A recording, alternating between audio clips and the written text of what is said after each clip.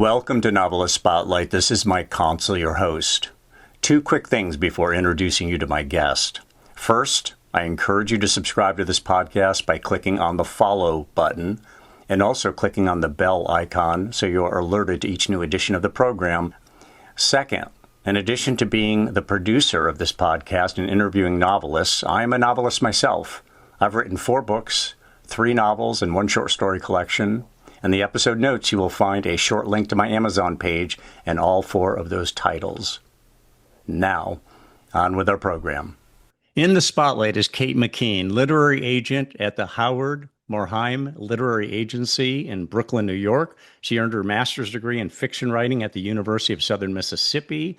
Her work has appeared in Poets and Writers, Electric Literature, and Catapult. She recently published her first book. The title is Right Through It, An Insider's Guide to Publishing in the Creative Life. And it's available basically everywhere, including on audible.com, where I bought my audio copy, which is read by Kate McKean herself.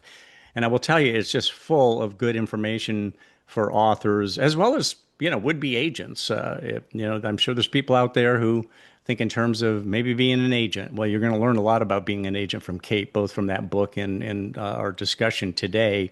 Now, in addition to all that, she writes the Agents and Books newsletter at agentsandbooks.com. You can find her online as well at katemckean.com. She also recently wrote an article titled 5 Myths of Writing and Publishing Success. That article appeared in Writer's Digest. We will review those 5 myths with her, as well as discuss her new book, which, again, covers all kinds of ground of value to writers about agents and the publishing business. Kate McKean, welcome to the program. Hi, thanks for having me. Congratulations on your new book. I devoured it. I got the audio edition, and I just devoured it because obviously, if you're interested in publishing, you want all that information, and I felt that you covered just a tremendous amount of ground. So Thanks so congrats much. on that. And also Yeah. the article, I actually wanted to start with the article and because you do list off 5 myths of writing and publishing success. And what I want to do is just list off the myths and then have you elaborate on each of them one by one. So myth number 1 is it's who you know. Myth number 2 is you have to be published to get published. Myth number 3, you have to be young. Myth number 4, you have to write to trends. And myth number 5, your book has to earn out to get another book deal. All of those are myths. And we're going to take them one by one with Kate McKean here. So let's start with it's who you know, Kate. I mean, you were already in the business as an agent, so it wasn't exactly, and it took you a while to get published, so it wasn't exactly like, hey, I'm connected, so I got a book. What's the overview on that when it's this misconception that it's who you know? Yeah. I think there was a time in the publishing world a couple of decades ago or many, many years ago where you had to know somebody who knew an agent to even find out who agents were. And because agents didn't advertise, they did, we're talking the 20s and the 30s. And so that at that point in publishing, it was who you know, because you could not find this information anywhere. But that myth has persisted, of course, because it's easy for outsiders just to look at the publishing world from a remove and say, oh, well, that person just got a book deal because her best friend's second cousin's kindergarten teacher goes to pickleball with an agent's dog walker, or whatever Yeah, it is. and my book's better than that, but I don't know the right people. Right. And it's a really easy excuse that pushes the blame to somewhere else other than your book or yourself. And blame is a strong word, but we're all looking for reasons over why our publishing dreams are not being fulfilled. And a lot of times there just isn't a reason. So it's really easy to be like, oh, well, that person knows somebody. And I will say that the only easy thing about my position in publishing that gave me like a leg up is was the querying process, and in 2 ways. One was I knew how to write a query letter because I had read 40 billion of them by that point. And I also really knew the agents because I know my colleagues. And I, of course, I only queried four people because I had a really good idea of what I wanted in an agent and who I wanted to represent me. And I got really lucky that one of them said yes. So that was a clear privilege on my part, but it's just because I work in this industry and not because anybody was my BFF and did me a solid. Right, right. And we will be talking about the all-important query letter with Kate after we go through these myths here. So myth number two is you have to be published to get published. Yeah, a lot of people, freak out when they write their query letter and they're like, well, I don't have anything to write in that last paragraph that says, oh, I've been published in the New Yorker and the New York Times and blah, blah, blah, and all these things. And so therefore, an agent's going to see that very short paragraph and then reject me. And that's just not true. It's definitely not true for fiction. I have absolutely signed up clients where that bio paragraph in a query says, I'm an accountant in Iowa. I like dogs. Here's my book. The most basic non-writerly bio you can think of. Now, in nonfiction, it does matter. And it doesn't necessarily matter that you've been published in specific places, but it matters that you have a platform or a following or a reason that readers are going to trust your book and know who you are, because that's how we buy nonfiction, as Hmm. just readers. So it is a little different there, but it isn't like, oh, we'll never get a novel book deal because you haven't published a short story in a big shiny magazine. That's just not true. And I think it was my early 20s when I learned it when a book called Clan of the Cave Bear came out. It Mhm. was a huge hit from a woman named Jean Owl. Believe I'm pronouncing her name correctly, but maybe not. And she really had not really done anything to my knowledge, but she wrote a book that was really well written, told a great story, and boom, she not only got published but turned out to be a bestseller. And she was not young, which is one of your myths here. You have to be young. Yep. Yeah, it's another one of those kind of like it's who you know where it's really easy to look at those getting book deals and say, oh, well, that person, just graduated from the Iowa Writers Workshop and, this 22 and is pretty. And like these biases exist in the world. There is a young bias. There is an attractiveness bias. There is a racial bias. Everywhere in the world and in publishing is included on that. But no one is looking for markers of your age and then saying yes or no based on that. I would never turn down a client because I'm like, well, you know, I wish they were 10 years younger. Like, it's just not important. And editors aren't coming to me and saying, we really love this book and think it could sell 1 million copies, but the author's too old. And I've never had a conversation like that ever in Well, publishing. I think that maybe people are thinking if I'm 70 or 75 and I've written something, an agent might think, or a publishing company might think, but he or she doesn't have a whole lot in them because they're not going to be around for that many years. So, I don't think we might sign a 3 book deal and it never gets fulfilled because we all have an expiration date. I I can't say that that's never happened as a conversation in genres where volume is the point, where, readers want a 3 book series. I've never heard of that happening, but also we're all focused on selling that first book. If we get to the second, no matter how old you are, it's it's not a miracle, but it's another hill to climb. We're really looking at that first book. We got to sell the first book. We got to sell book one before we sell book two. Maybe if you are 85, you're not going to get a 12 book deal, but also nobody gets 12 book deals. Right. Well, and James Mitchell, I think James Mitchell didn't start getting publishing until he was in his 60s, and he ended up cranking out those tomes and quite a few of them before he ever uh, entered immortality. So myth number four is you have to write to trends. Yes, I get whenever I do a Q&A or take questions from readers on my newsletter, I get a lot of like, what's hot now? Or like, is romantasy still a thing? Or, what if my vampire is sparkly? Is that still a trend? And I kind of throw my hands up and say, I don't know. And it's not that I don't know what the trends are, but the trends are irrelevant for a book that's not written.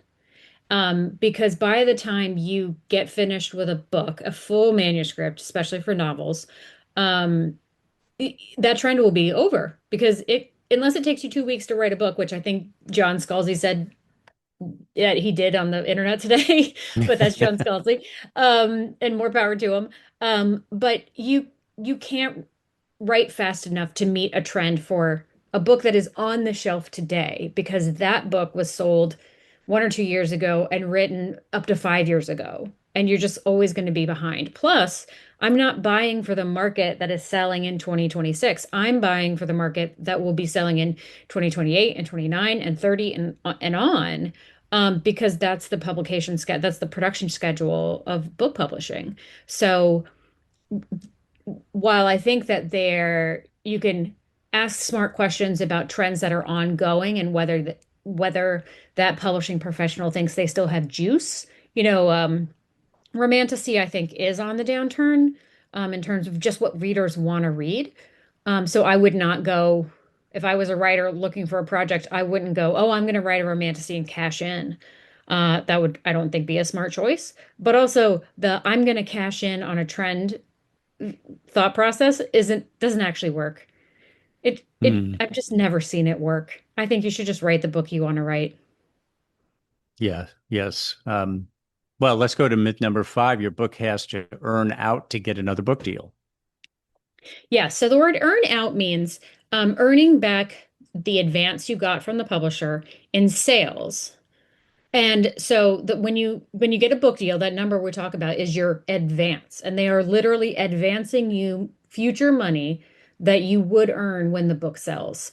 And so when your book goes on sale, all the different formats and including sub rights like translation rights or um, audiobooks or all the different formats all go into a pot, and that's your royalty account. And when it fills up to meet the number of your advance, say if it was like $10,000, then after that you get royalties, and you have earned out when you get royalties. And so I've commonly heard people say, well, if I didn't earn out, they're never going to give me another book deal. And if you don't earn out by a very large margin, as in you got $1 million and you made back three, then that is not going to look good for your career longevity. But we're not we're not necessarily looking at how much money you don't owe the publisher that money. They took a Hmm. financial risk on you. And so can it be a calculation in thinking about your next deal? Yes, but it's not an automatic no go. If you got $1 million and you did not sell very well, you're not going to get $1 million again. But that's just business. You know, And we used to they see these huge advances back in the day. Those are a thing of the past, it seems, that people don't get $1 million advances anymore, except very rare exceptions. Would that be right, Kate? Mm, I mean, yeah, I mean, yes. I mean, not counting I mean, Stephen King gets a bunch of upfront money, but I mean, There's a he. yeah, there's always a big deal announced in Publishers Lunch or Publishers Marketplace. Somebody is always throwing down a big deal. Jeff Vandermeer just got another big deal in science fiction from FSG. There's always somebody, and that's good. We want that, but that because that means the publisher thinks that this person's books are going to sell a lot of copies, and anybody selling a lot of copies is, I think, the tide that rises all boats. So. Um, I think that Publishers Marketplace has had some recent reporting on the kind of the fluctuation in deals, and I can't remember off the top of my head. Um, but it's always perception more than fact in terms of who's getting a big deal and is anybody getting a big deal, and it just depends so widely in publishing what kind of like what genre and audience you're talking about. So turning to your book, one of the things that struck me, check me on this, but my recollection is you really kind of tell people don't stress so much about the query letter. The query letter is important, but it's not a kind of check every box thing necessarily.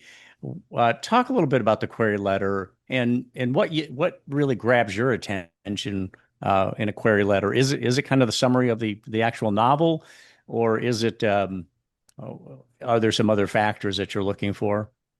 Yeah, I really want to know what happens in the book.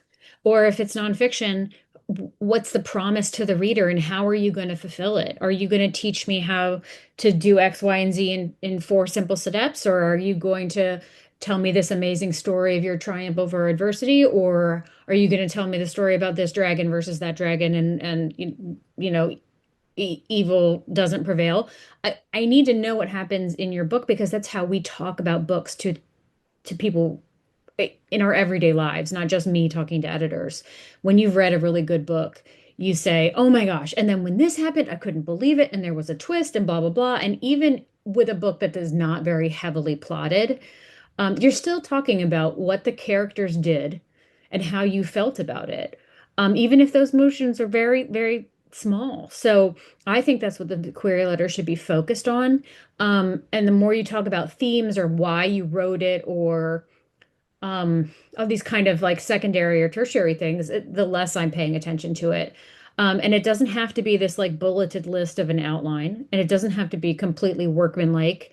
But it people stress about every single word in a query letter, thinking that one word is going to doom their chances, and one word is not going to doom your chances. I am looking at the whole picture, and I know how to read a query letter and kind of sift through all of the hemming and hawing and anxiety and trying so hard to, kind of tap dance as hard as you can for me that I'm looking for the book in there. And so I like to tell people to stress way less about query letters because I really want them to be as simple as possible. So you get a query letter that that strikes. Um, well, actually, let me back up a minute because some agents will ask for as few as 5 pages. Others will say 25, some say 50. How many pages do you need to read? Let's say that the premise is like, this sounds interesting. Let me take a look. And you've got there, how many pages do you ask for? I asked for 30. Okay, so how many pages do you have to actually read before you figure out whether a person knows what they're doing or not? It really varies. Um, sometimes sometimes you can tell right away, but I don't just read one sentence and ditch it because like sometimes our first pages are just throat clearing. And so I'll keep going. But it really just depends on how it strikes me. And it doesn't have to, it's not necessarily is this good or not? Like we all want good books, but good is such a big word. There are so many definitions of good. And I could find an imperfectly written book that is still grammatically correct and understandable and all these things that I can't stop reading because it is amazing in these other ways.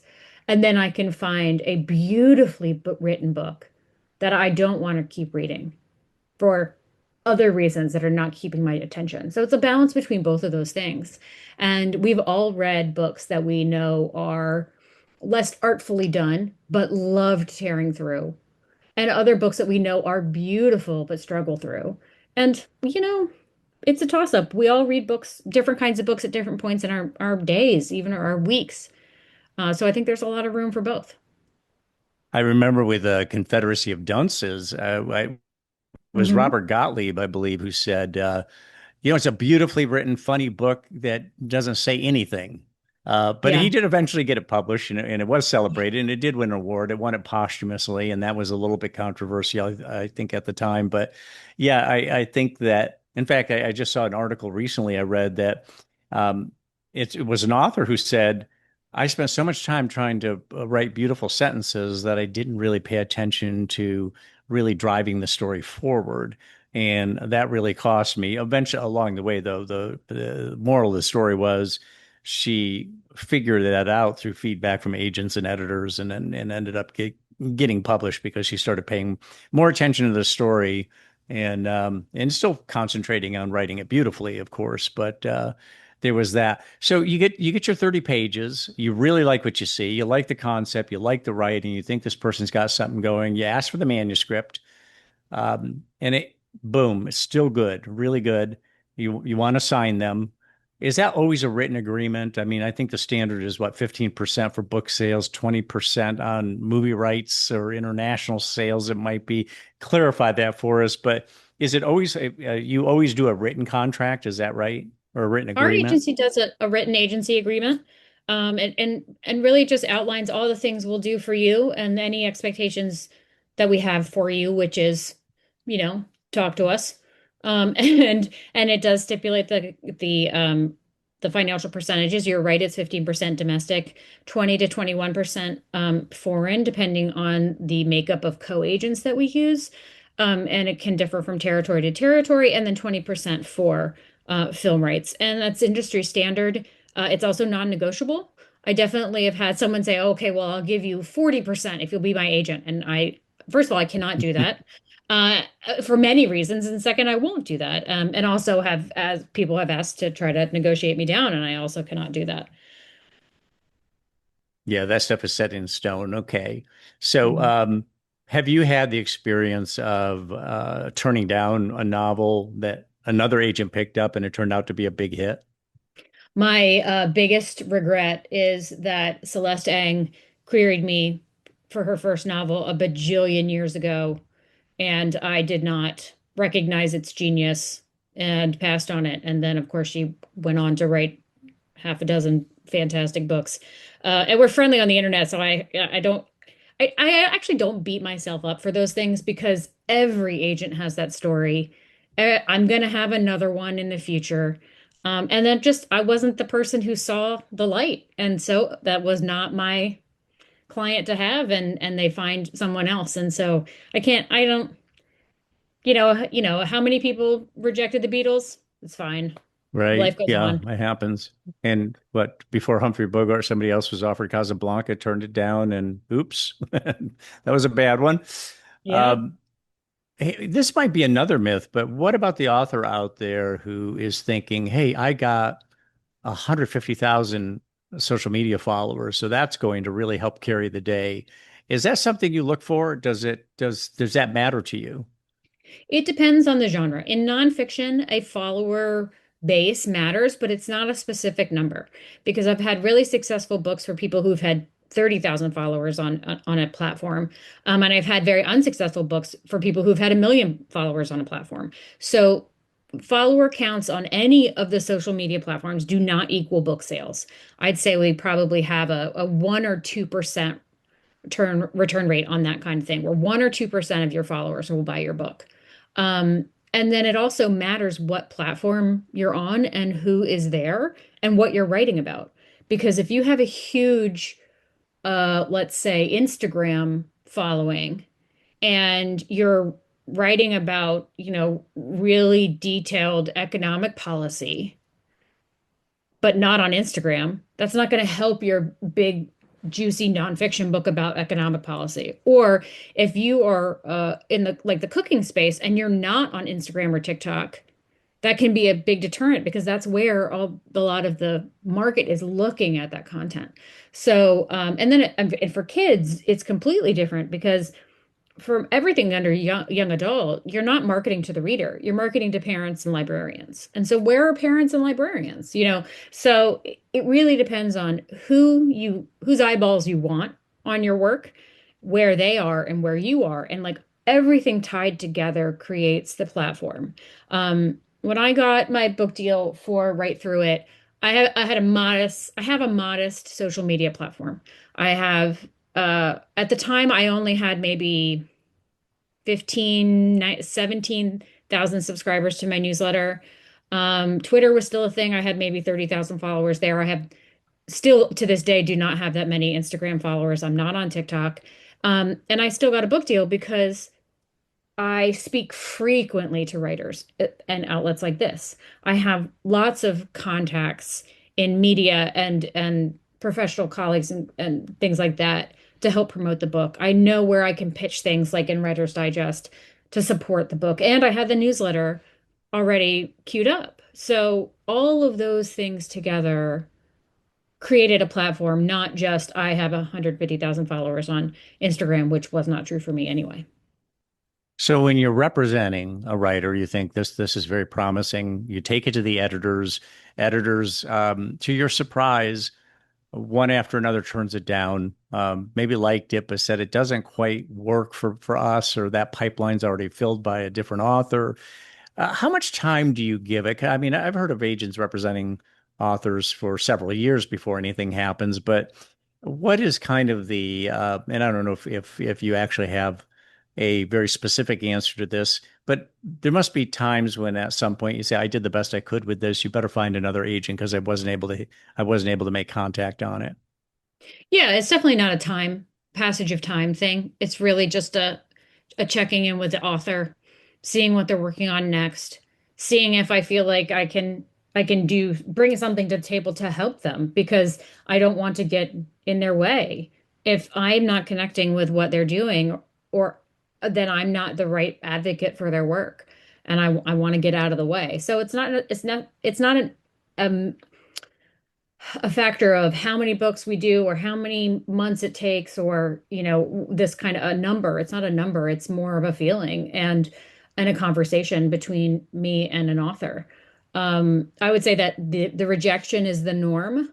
Like I'm expecting the rejection from the editor, not because I don't think it's going to sell, but we will get more rejections than offers for books. Hmm. That is just statistically how it happens. And so I'm really holding out for that one or two or maybe three, if we're really lucky, yeses um, in the field, so that we can then hopefully, broker that into a deal. So what does your typical workday look like? How would I mean, if you were drawing a pie chart, what are some of the major pieces of that pie that kind of dominate your day? Uh, yeah, definitely a lot of email. I spent most of the day on email, just reading contracts, returning messages, updating people on submissions, answering questions, just the general flow of information that has to go back and forth between editors and me and my authors and different people in the process. Um, I have on my to-do list today to read for 2 hours so I can get through a manuscript this week. I have not yet to do that 2 hours of reading, and I hopefully will get to do that this evening. I also spent several hours reading a 35-page contract that is really slow going because, of course, the language is very contracty, and I had to keep kind of smacking my cheeks to stay awake. But um, I know it very well too, so it's like I could almost recite these contracts, but I have to look at every word to make sure that it is appropriate for my client and this book. And I can't just rubber stamp it and be like, yeah, it's fine. Um, and I wrote my newsletter today. And I went to yoga today. I have a very flexible schedule, so I can pick up and do something that is specifically for me in my day and work around it. So I'm very Yes. lucky that way. Yes. What is the most rewarding part of your job? Is there something look, if I had it my way, this is the activity that would dominate my day? Well, I mean, obviously, like seeing numbers in emails from editors, like that is a very fun part to be like fielding offers and to getting to call clients and say, "Hey, guess what?" But today I got to send a text message to a client today to tell her that her book earned out, and she was getting a royalty check after more than 10 years. And Wow. that's just so satisfying. That means that like a certain, even small number of people found this book every year and we pushed the ball yard by yard across the field and across the line. So that is very gratifying for me. Mhm. And also I get to write, I'm supposed to write some notes to a client on a novel that I've read several times and I really love, and we're really close to the end, and I want to give some feedback. And it's hard to put sometimes feelings into words or some kind of ineffable qualities. Be like, I feel like the middle is doing a thing, but it's gratifying to kind of peel back the layers of a novel and help an author um, make it its best version. Hmm. Hmm. Now we all hear about the ungodly number of submissions that literary agencies receive. Uh, Typically, how many do you receive in a week or a month or the agency? I don't know, on the agency as a whole, we don't really track it as a whole. I probably receive anywhere from 5 to 700 a month. Wow, that is a lot. Yep. Um, and do you actually read? I see a lot of agents out there who say not accepting queries at this point. Do you kind of turn the spigot off at times, or do you always keep Yeah. it open and give everything a look? I give everything a look. I'm currently close to submissions because I got to a point where I had over 5,000 in my query inbox on Query Tracker. And that number just makes me want to curl up in a ball. Because I know that there are 5,000 people on the other end of it waiting for an answer. And I know what that waiting feels like. And it's the worst. I also have, been an agent for 20 years and I don't have 100 open spots on my list. So I'm very selective, very, very selective. Um, not because I don't see deserving manuscripts, but because I only have so many hours in the day to work one-on-one with a writer. Um, and so it's a tough game. It's a tough game. What would you identify as the most common mistakes that aspiring authors make? They query too soon. They finish their book, they think it's perfect, they read it once or twice and say, "Oh, I'm sure that, an editor will help me fix that middle that doesn't make any sense." Um, and they want to get to the next stage. They want to have the exciting experiences of querying and getting the offer letter, and everyone has fantasies of sending the query at 6 p.m. and getting an offer by 8 a.m. the next morning. And like, I am not immune to these kind of fanciful publishing dreams. But impatience is the worst possible motivator for any publishing decision or writing decision. If you wave your hands in front of the story and be like, I'm sure somebody will figure that out. That's the point at which I will say no as an agent because um, I don't have the resources to help you figure it out. Like I don't have as much time to help you one-on-one edit a manuscript the way that I did, 15 years ago. Other agents may, and that is fine. But if you wanted a chance to work with me, you would have needed to edit your book, even if that took another year. And that's normal and fine. And unexperienced writers want to roll over and die when I say that because they're like, "What do you mean? I just took 2 years to write this. I have to wait another year." I'm like, "No, you don't have to wait another year. You have to teach yourself how to edit your own work, and that might take a year." Hmm. The experience I have repeatedly, Kate, is I'll get a novel and the first 25 or 50 pages is a celebration, just great writing. Then it just slumps. And I was just complaining. Well, I probably complained about this to my wife a few different times that I feel like those early pages they really write for the agent and the editor to really grab their attention is tremendous writing, and then they run out of gas. Now, I don't know if it's that what I suspect is true or that they have to kind of settle into the plot or the narrative and they can't be as poetic at that point. I mean, what do you have any thoughts about that? I think I don't think that there's anything specific about those pages and the editor and the agent and like everybody is like, well, this is fine because there are so many people working on a book and working on every single page that again, even the professionals in the room are not waving their hands, being like, the reader won't care. We know the reader will care, and the way that the consequences of that is that you will love the beginning of the book and then you won't finish it and then you won't tell your friend to read it because you didn't finish it or you'll tell them, hey, it was really great in the beginning but the ending really fell off, and that is the death knell of word of mouth marketing. And so we all in the process want the book to be its strongest all the way through and to be a very satisfying read, whether you agreed with the twists or who done it or whatever the material facts of the story. I think that in a narrative sense, that once you've gotten through the beginning of a story where you've dragged the reader in there's a natural kind of pause where you have to re regroup and be like, okay, you know, the vampires are here. Now what do we do? Or whatever. That's a hard beat in storytelling. And some people are better at it than others. And some people will say, okay, well, the reader is so invested in these vampires that they're gonna like over it and then keep going. And maybe they won't. In this case, for you, they didn't. So I think that it's a real storytelling trap, and some people fall into it. Hmm. How much weight do you give to writing quality versus storytelling? Because I see a lot of novels out there, especially the best-selling novels. They tend to be very plotted, very, very strong plotting, and they tell a story that's captivating, but not necessarily, I mean, the language isn't necessarily Shakespearean.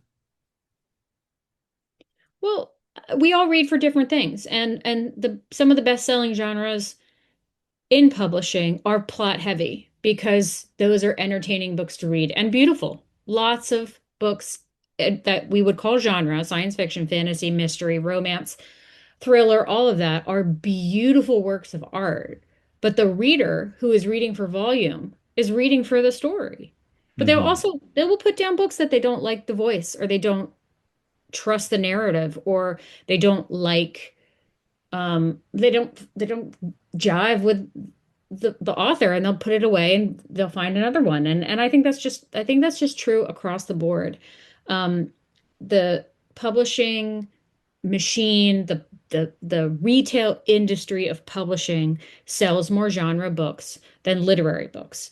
And the common assumptions are that genre books are less artful than literary books. And it's not true, but it is the assumption. And you can point to examples on both sides. And I think that the readers who don't gravitate towards plot-driven books just don't want that kind of book, or they haven't found the one they like, or they haven't Hmm. found the genre that they like. Um, and and that's fine. And everybody's got an opinion. Um, and there are really, really poorly written literary novels, and there are really, really beautiful written genre novels, and vice versa. And I also think that as an agent, I can see beautiful writing, but if I personally do not, if, like I as a reader am not drawn to turn the page, then nobody else will, and I can't sell that book. Hmm. Now, you are not agented E.L. James, are you? No, No. no. Okay. I wanted to ask because I look at her, 50 Shades of Grey as, wow, good concept. I thought the writing was very vapid, but the concept really seemed to carry it. And I guess she got into subject matter that particularly women were really lit up to. So, I mean, and it's a big book. It's a big book, and but it seems like the concept kind of carried it. I mean, Yeah, it's it was scintillating and splashy and a little bit new to some readers and exciting and you could clutch your pearls or whatever you wanted to do about it and that just gave people something to talk about and I think it's fantastic. I think I didn't read 50 Shades of Grey. I would maybe one day if I felt like it. I have nothing against it. I read a lot of other romance.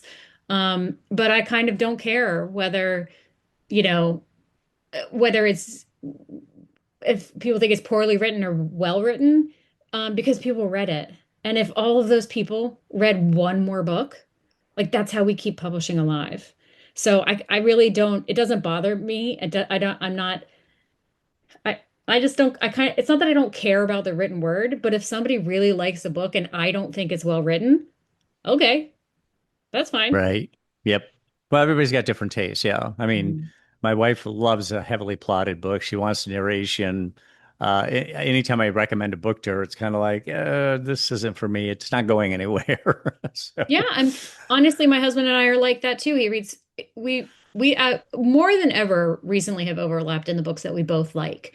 But he's also started reading more genre, and I've started reading a little more kind of quiet, nice literary novels that he likes. Um, but you just everybody gets to read what they like.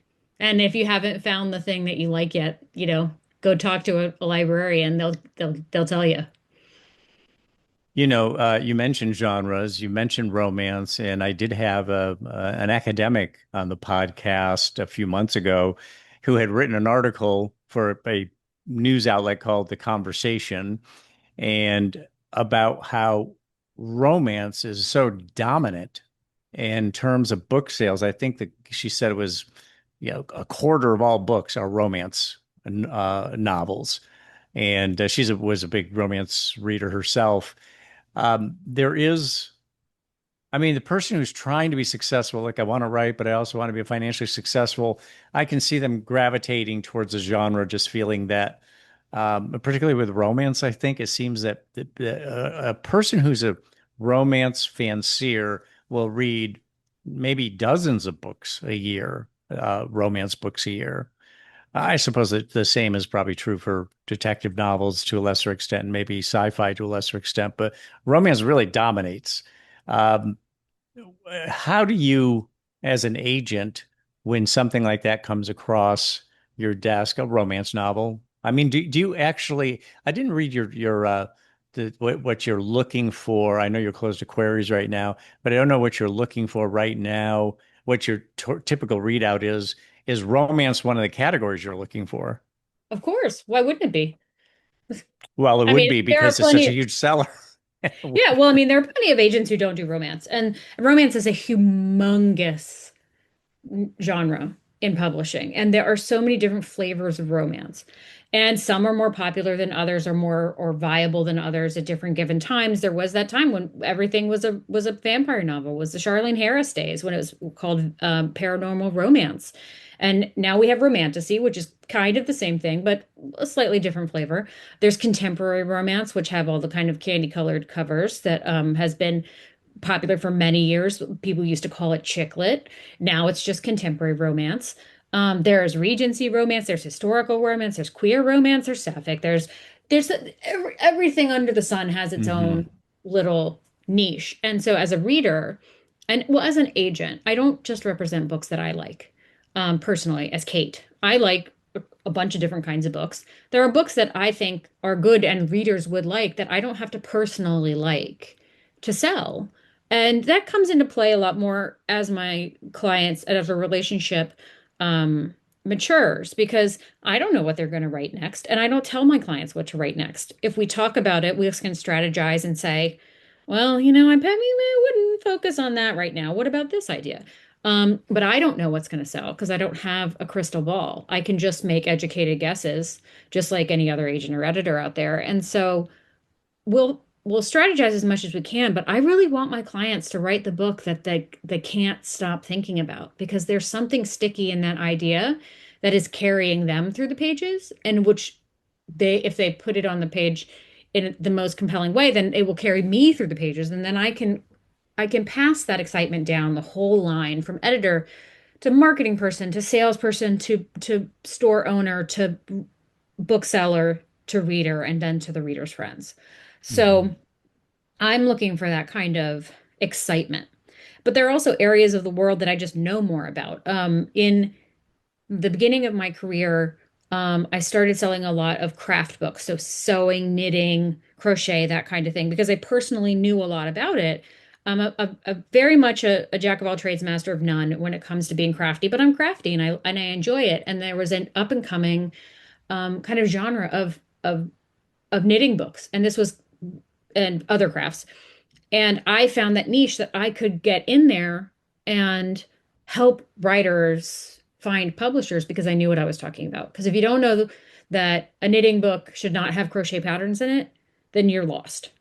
And people make that mistake. So I take all of these things together, my personal interests, my viewpoint on the market, my personal expertise, and then use that to go out into the world to try to properly represent authors the best I can. I really, really, really like historical novels, both I would say women's fiction, historical or historical romance. I don't want every book about World War II, but I personally read a lot of historicals, and there's been a lot of talk in the last 5 years about how historicals are not doing very well, and I kind of don't care. I personally read them, and when I see one in the world and in my query inbox that I like, that I think I can sell, I'm gonna go try it out because it won't be forever that nobody wants historical novels. It'll all cycle back. Hmm. This might be a stereotype, but there's a lot of writers who I'm sure are insecure and 100% require, of them. yeah, and a lot of hand-holding probably. I mean, how much of your job involves hand-holding with authors? And I suspect maybe you get to a point with certain authors where it's kind of like, look, I can't really do this. You need to trust the process. You need to get to work and so on. Um, how do I don't know that you have a psychology degree or anything. I don't think you do, but you probably No. have an honorary one in dealing with as many authors as you do. I think it helps that I am a writer as well. And I think that in publishing my books, like I've learned how to even be a better agent to my authors because I personally send my agent borderline unhinged emails. And I mean, not really. I have seen worse from my own clients, but I have definitely sent an email to Michael Barrett, my agent, being like, I'm worried about this thing. Can you please tell me to stop worrying about it? Because I know it's not actually a big deal. But I just need him to tell me to stop worrying about it. And we all need that kind of reassurance. And, you know, I know from just being on the inside as a writer my whole life, I know what they're thinking. And sometimes I can get ahead of it. And sometimes an author will surprise me. But I think it's different with each one of my clients, because everybody needs something a little bit different. And some people want a little bit different. Some people want a lot of hand holding or need it, and they'll tell me, or I can kind of guess. Um, but we just navigate it as it comes. And I don't have a problem being like, "Hey, friend, you need to sit down with this and think about it," or, as kindly as possible. I haven't ever gotten to the point where I had to be like, "Don't email me anymore." Luckily. No, I've never had to go too far and be like, "Do you need me to call someone for you?" Um, luckily. But sometimes, I have clients who will text me and be like, I just really need you to tell me to stop freaking out about this. And I'd be like, give me a call. Let's go. And that's fine. What makes for a really productive author-agent relationships? What are you looking for? What really works for you and for an author in terms of what kind of relationship it is and how you interact?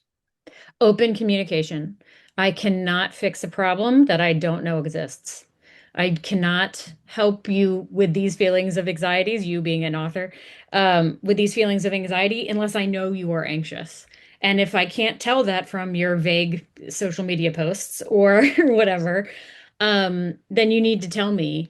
And I will ask, I check in with my clients sometimes and be like, hey, how's it going? If I have a little premonition that I think they need a little a kind word or check-in or something, but I don't always catch that because people don't always put their lives out where it can be seen. So, or if someone's having a really hard time with edits with their editor and I have not been CC'd on these emails, I cannot step in unless I know what's going on. And also, I want to return that forthrightness with my clients to be like, if I'm seeing bad news coming down the line, I'm gonna reach out and be like, hey, listen, we need to prepare for something. Also, I don't always see what's coming. Publishers can make silly decisions, but um, if any of my clients are ever afraid to talk to me about something, then I'm not doing my job. And if I am afraid to talk to my clients about something, I'm not doing my job well. It is my job to have the hard conversations, and I just have to do it. And after all these years, I'm a little bit less squeamish of it, but it's still not fun. Hmm. So Right. that's just the job. So there's some lucky authors out there who they mail their manuscript out or their query letter and their sample pages, and they end up with a few different agents that are interested that they want to do a deal with them. And I guess that leads to what a bit I don't know if you call it a bidding process in the business, We call it the beauty contest. the beauty contest. So if you were advising an author uh, who's in that situation, a lucky person, What are the factors? What would you point to saying, look, you're going to get three different offers here from people. Here's what you really need to focus on. Is it strictly somebody who's going to, well, I guess the deals are, what's the differentiator between the offers on a beauty contest? What would you be telling an author to be looking for? First and foremost, I would look for the agent's experience and or their support. So you don't automatically go with the agent who's been the agent the longest. That does not mean they're the perfect agent for you or the right agent for you. It is often very beneficial to go with a newer agent, a new to the business agent, if they have specific support in their agency. And maybe they're remote, that's okay, that's fine, but they need to be mentored specifically by um, a, a, a more experienced agent. And I would say if you are get an offer from somebody who set up their practice 6 months ago and have never worked in publishing and maybe authored a couple books and then they say no, they're an agent, I would say no. That person does not have enough experience, even though they might talk a big game.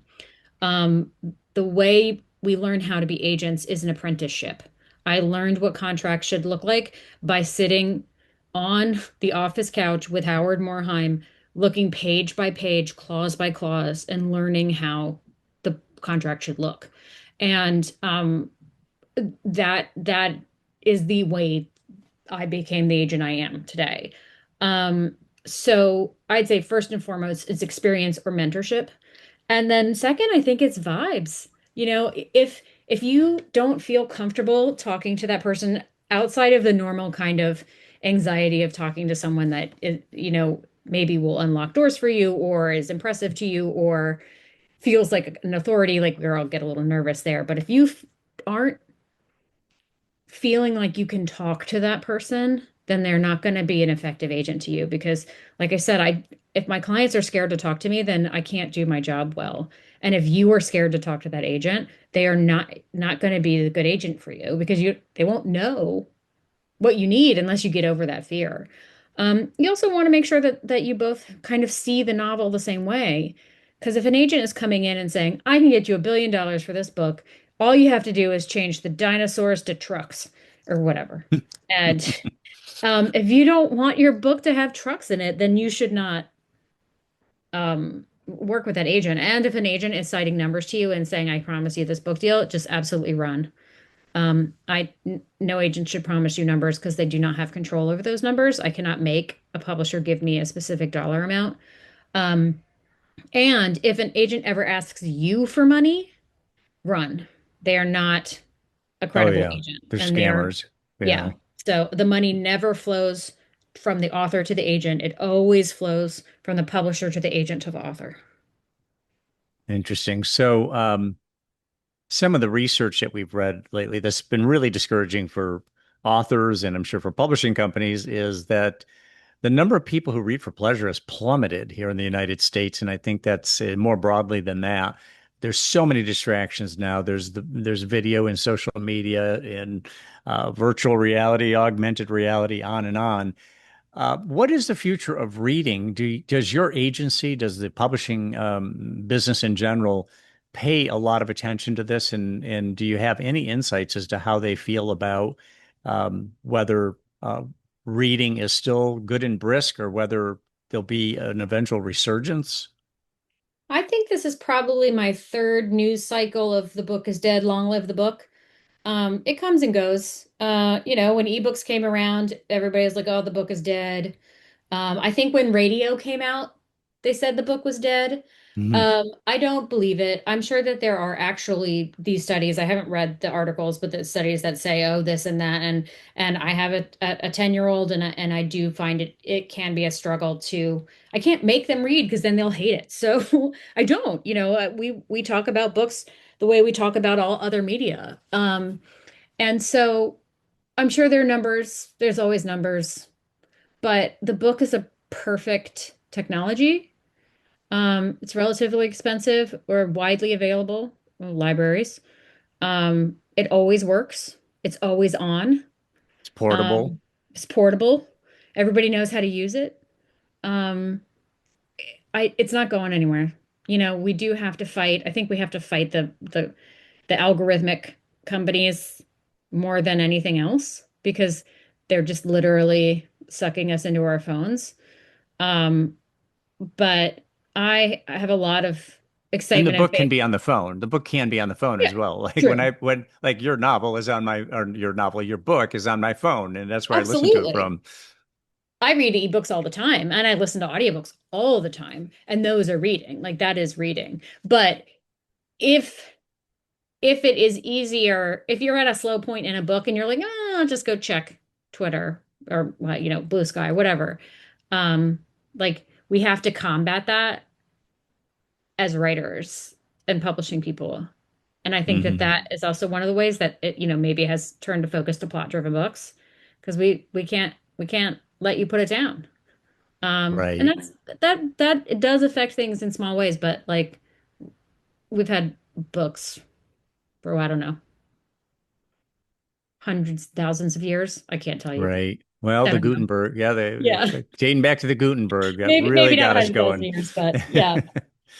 Um, one of the really positive trends I see is so many people watch streaming series and movies. Of course, it's amazing how many of the series on streaming platforms are based on novels. It seems like authors have never had it better. Fiction writers have never had it better in terms of getting something onto the screen, having their book repurposed um, for either the silver screen or the television.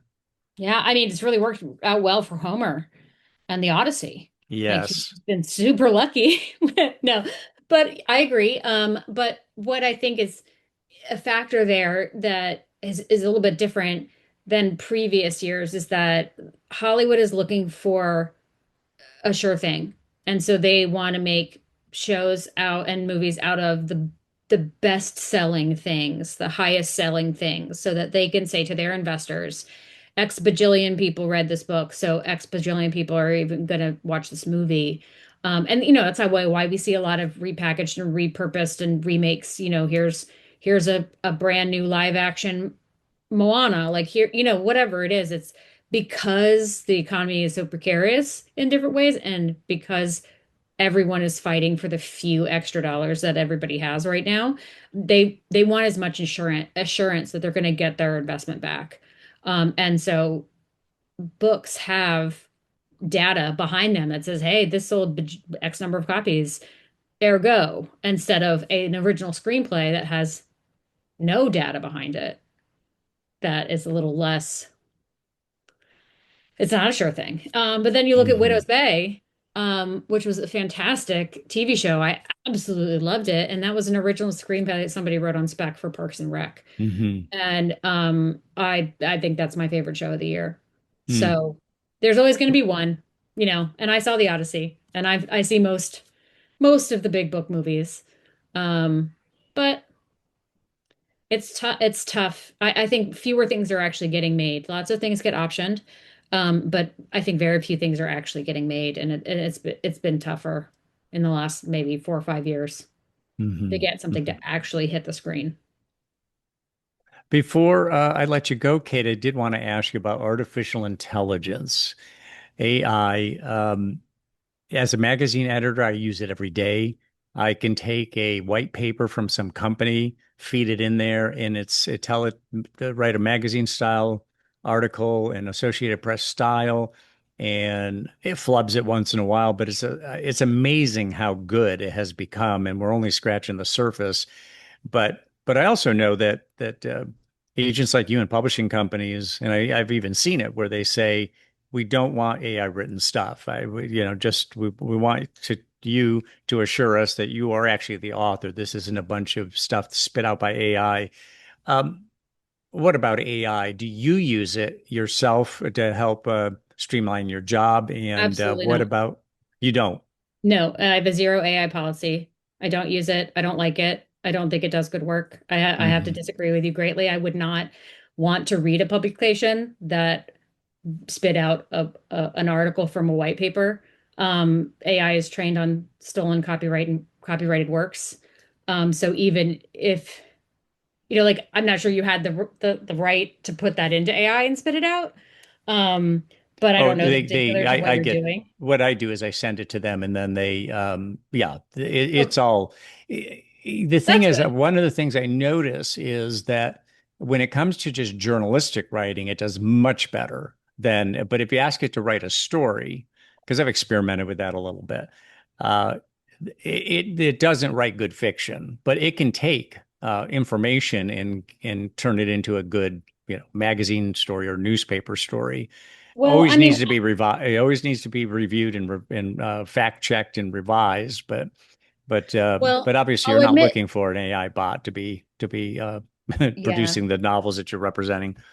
No, I've never used it to generate anything fictitious and honestly nonfiction either. I will admit here that I have used it once. I wanted Claude to write me basically posts to promote my newsletter. And it took me 3 times as long to get the prompt right, which maybe with experience I would get better at that, to have it right, like, oh, today on Agents and Books, blah, blah, blah, blah, blah, and over 50% of the posts it wrote for me were completely fabricated with bad links that I didn't write about. And they were all the same format and they all had these bunches of emojis in them. And I found it worthless. So, Terrible. yeah, so I don't use it. I don't want my clients to use it. I don't think you should use it for even like grammar checking. I mean, spell check is a thing that you could make it, but I would not use generative AI in any way. And I do think that the bubble's going to burst. The sameness of it all is becoming more evident every day because it can only do this average thing. And so it's always going to spit out the average sounding material. And that sounds good now because we're not so used to it. But I I think in hopefully any minute now, the readers will know and then it'll just tune out completely. People be like, ugh, that's not real. Right. Hopefully. Right. My guest has been Kate McKean, literary agent at the Howard Morhaim Literary Agency. You can learn more about Kate at her website. If you look in the episode notes, I have her URL there. I also have a link to her book. Um, and again, that title of her book is Right Through It, Write as in WRITE, Right Through It, An Insider's Guide to Publishing in the Creative Life. And as I said earlier, just full of great information. Kate, thanks a million for coming on the program. I really learned a lot from you Right. and from your book. Thanks so much for having me.